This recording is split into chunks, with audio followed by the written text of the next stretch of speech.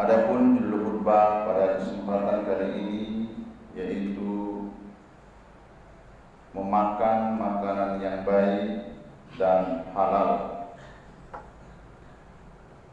Banyak sekali kita lihat ayat-ayat firman Allah yang mengajak kita, yang memberikan pedoman untuk kita. Setiap kali ayat yang berhubungan dengan makan dan minum ini diawali dengan kata-kata ya ayyuhalladzina amanu. Apa yang bisa kita ambil pelajaran dari ayat-ayat tersebut?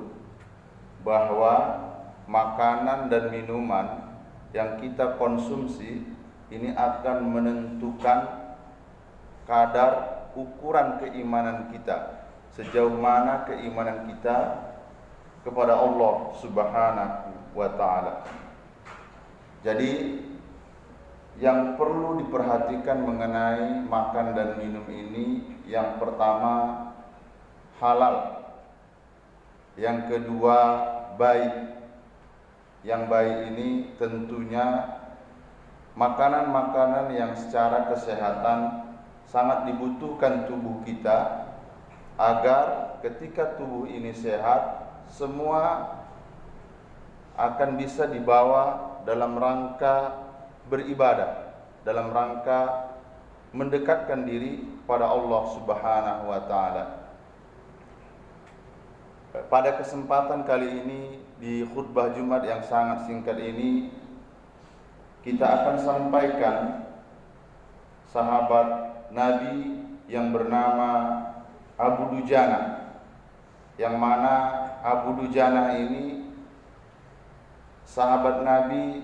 Selain beliau ini pemberani, namun dari faktor ekonomi bisa dikatakan kurang berkecukupan. Nah, apa kebiasaan dia? Jadi setelah sholat subuh, ia jarang sekali bisa ikut berdoa bersama Rasulullah SAW. Dan ini menjadi perhatian Nabi Muhammad SAW. Dan Nabi memberanikan diri menanya kepada sahabatnya, ya Abu Dujana, apa tidak ada doa-doa, apa tidak ada permintaan yang ingin engkau sampaikan kepada Allah Subhanahu wa ta'ala bersamaku, bersama-sama? Abu Dujana terdiam sejenak, langsung menjelaskan, ya Rasulullah, saya sebenarnya ingin sekali setelah sholat itu mengadakan wirid dan berdoa. Namun apa hendak dikata, usai sholat subuh saya tidak bisa ikut wirid, tidak ikut zikir, langsung pulang ke rumah. Hal ini saya lakukan mengantisipasi karena kondisi rumah kami, begitu juga anak-anak, dalam keadaan sangat memprihatinkan. Anak-anak saya itu jarang sekali makan bisa normal, sehingga kadang tidurnya itu sering menahan lapar. Sementara kalau malam hari saya punya tetangga saya itu munafik. Rumah saya dengan rumahnya di sepadannya itu tumbuh pohon korma. Pohon korma itu milik si munafik ini.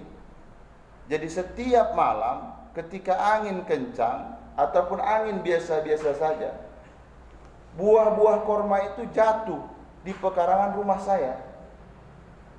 Saya berusaha pagi-pagi itu saya kumpulkan. Setelah itu saya berikan kepada orang munafik tersebut. Kalau seandainya saya terlambat ya Rasul, anak saya yang malam tadi dalam kondisi lapar, bisa-bisa ini dimakan. Pernah terjadi ya Rasul, saya pulang agak lama, Karena pulang agak lama, anak saya duluan bangun. Apa yang terjadi? Saya lihat ia sudah suapkan, ia sudah nikmati korma itu. Tapi untung belum masuk ke tenggorokan. Saya panggil anak saya, "Nak, sini. Izinkan ayah keluarkan." Dikeluarkan. Karena sudah sampai di tenggorokan agak sakit. Anaknya itu menangis. Abu Dujana juga menangis. Setelah keluar, saya bilang sama dia, "Wahai anakku, jangan buat malu ayah. Besok di hadapan Allah Subhanahu wa ta'ala ada satu suap benda yang masuk ke tubuhmu dan ayah tidak mampu mempertanggungjawabkannya. Dan ayah tidak sudi kalau ayah menyaksikannya dan ayah tidak melarang itu." Mendengar ini, baginda Rasulullah sallallahu alaihi wasallam menangis, butiran-butiran air matanya terjatuh, dan ini dia saksikan oleh para sahabat yang lain. Rasulullah menanya, "Ya Abu Dujana, kalau begitu tolong temukan saya dengan si munafik tadi." Berjumpa dengan si munafik didampingi oleh Abu Bakar As-Siddiq. Apa kata baginda Rasulullah sallallahu alaihi wasallam? "Maukah engkau jika aku minta kamu menjual pohon kurma yang kamu miliki itu, aku akan membelinya dengan 10 kali lipat dari harga pohon kurma."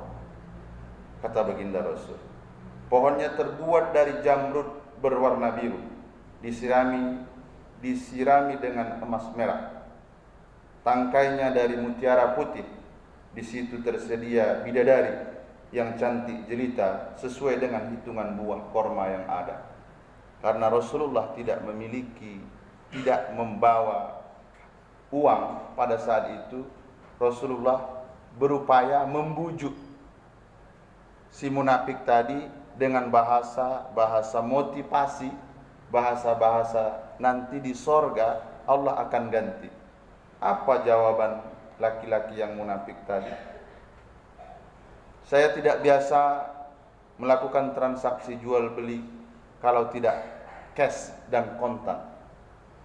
Mendengar ini, Abu Bakar mengambil kebijakan. "Ya sudah, saya yang beli satu pohon korma ini. Berapa? 10 kali lipat dengan korma yang terbaik? Tidak apa-apa, biar saya beli," kata Abu Bakar. Terjadi transaksi tersebut. Apa yang terjadi? Rasulullah mengatakan, "Ya Abu Bakar, aku yang menjadi jaminan untukmu." Senang sekali Abu Bakar mendengar jawaban baginda Rasulullah sallallahu alaihi wasallam. Akhirnya Abu Dujana pun senang, Abu Bakar pun senang, dan Rasulullah sallallahu alaihi wasallam pun merasa senang. Tapi memang yang namanya munafik seperti itulah. Sudah malam harinya si munafik ini bicara sama istrinya, "Kita mendapat keuntungan 10 kali lipat dari korma terbaik yang kita tanam ini." Kenapa? Diceritakan tuh. Nah, selain itu, dari keuntungan itu, tetangga kita Abu Dujana sebutir korma pun tidak kita kasih. Kenapa?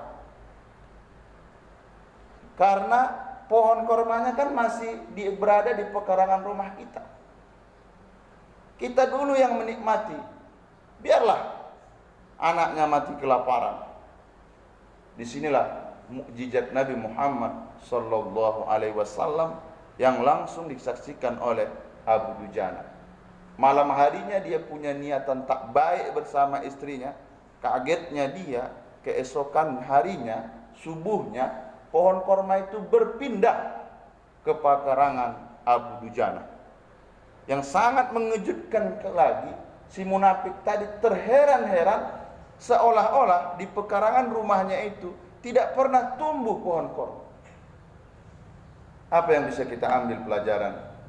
Pertama, ini sangat sulit di masa-masa kita ini memberikan istri anak kita segala sesuatu, baik sesuap, wallahu a'lam, kita terus berhati-hati menjaga, mudah-mudahan yang masuk itu yang halal dan baik.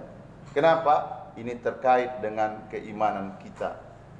Selanjutnya, bahwa ketika kita berbuat baik, ketika kita tanamkan nilai-nilai baik kepada anak kita, dan Abu Dujanah langsung melihat mukjizat Rasulullah dengan mata kepalanya. Mungkin ini saja khutbah yang bisa kami sampaikan. Mudah-mudahan ada hikmahnya. Fa'tabiru